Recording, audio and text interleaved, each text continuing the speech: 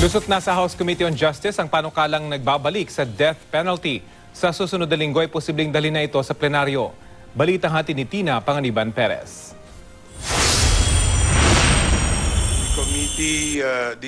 Mula sa rules ng Kamara, sa laman ng committee report hanggang sa basehan ng mga pabor sa death penalty, pilit na hinanapan ng butas ng mga kontra sa pagbabalik ng death penalty ang report ng Subcommittee on Judicial Reforms. If these notices were sent and received last Tuesday, then I should have been informed. Those who received were not properly identified. Is this really how a subcommittee report should look like? It simply has a recommendation for approval, a mention of the authors of the different House bills. Pati nga si Satanas, nadamay sa debate. Kung ang sa harapan mo ay si Satanas na mismo, oh my God, bigyan mo naman ang gobyerno ng option para patayin na yan. Halimbawa, huwag naman sana mangyari, kamag-anak nyo, ginahasa na, pinatay pa. God made man in His image, in His likeness. Pumapatay po ang Diyos. Sa panukala, kasama sa mga krimeng mapapatawan ng parusang kamatayan, ang mga konektado sa droga, pag-angkat ng mga kemikal sa paggawa ng droga, pagbebenta ng mga droga at sangkap nito, pati maling pagreseta, pagtanim ng droga bilang ebidensya at possession. 10 gramo lang ng shabu, opium, morphine, heroin, cocaine o cocaine hydrochloride, marijuana resin o marijuana resin oil, ecstasy at LSD, pati na 500 grams ng marijuana, pwede nang patawan ng death penalty. Gagawin yan sa pamamagitan ng bitay, firing squad o lethal injection. Exempted naman sa panukalang death penalty ang mga mas bata sa 18 at mas matanda sa 70 anyos. Ang pinakamabigat na parusang pwede nilang harapin ay reklusyon perpetua o habang buhay na pagkakakulong. Paliwanag ng mga pabor, 2 lang daw ang pwedeng mangyari. Hayaan na lang na mamayagpag ang mga extrajudicial killing o ibalik ang tiwala ng taong bayan sa hustisya sa pagbabalik ng death penalty. Hindi ko natin pwedeng sabihin na yung death penalty, masama yan, against God yan. Eh bakit nasa Constitution? Ang choice na nga dito, EJK or JK? Extrajudicial killing or judicial killing? Eh yung judicial killing po, at least, nandiyan po yung due process.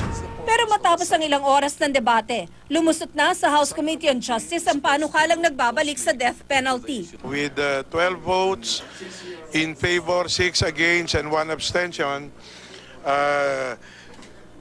committee report on substitute bill on the bills restoring death penalty is hereby approved. Sa Martes na posibleng dalhin sa plenaryo ang panukalang batas. Pero Miyerkules na ang huling araw ng sesyon. That's the call of the President, but I cannot speak for the President, but I don't see any reason why we will have a special session. Nagsimulang ipatupad ang parusang kamatayan sa panunungkulan noon ni dating Pangulong Ferdinand Marcos. Iba't iba pa ang paraan ng pagbitay, kabilang na ang firing squad at silya elektrika. Pero ibinasura ito sa panahon ni dating Pangulong Cory Aquino nang mabago ang konstitusyon noong 1987. Ang Pilipinas ang kauna-unahang bansa sa Asya na gumawa nito. Pero nang umupo sa pwesto si dating Pangulong Fidel Ramos, muli itong ipanatupad sa bisa ng Republic Act 7659. Nagpatuloy ito hanggang sa panahon ni dating Pangulong Erap Estrada. 2001, sa panahon ni dating Pangulong Gloria Macapagal Arroyo, tuluyang ibinasura ang death penalty. At sa mga unang buwan pa lang ni Pangulong Duterte, inihayag niya na ang kagustuhang maibalik ang parusang kamatayan. Punto naman ng non-government organization na International Commission of Jurists, isa ang Pilipinas sa mahigit 80 state parties o mga bansang signatory sa Second Optional Protocol to the International Covenant on Civil and Political Rights na layong i-abolish ang death penalty. The Philippines is a party to this treaty.